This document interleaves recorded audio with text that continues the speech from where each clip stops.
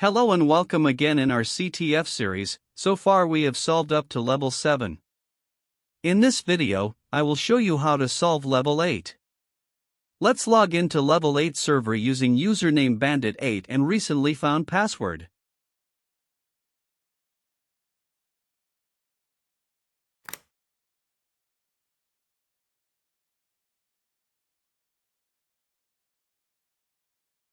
Our goal is to find file data.txt and the only line of text that occurs only one.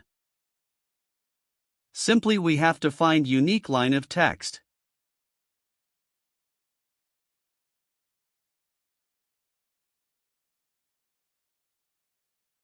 This is the file data.txt. Let's check the file's content. It have many lines of words and phrases, it's hard to find manually. So let's filter the file. As given in our goal, we have to find text line which occurs only one. Use sort command and tell it to find unique line. And that's it. This is our CTF. Save it again in your notepad, it will be used for next part. To solve level 9, please check out my next video. Don't forget to like and subscribe. See you in the next video.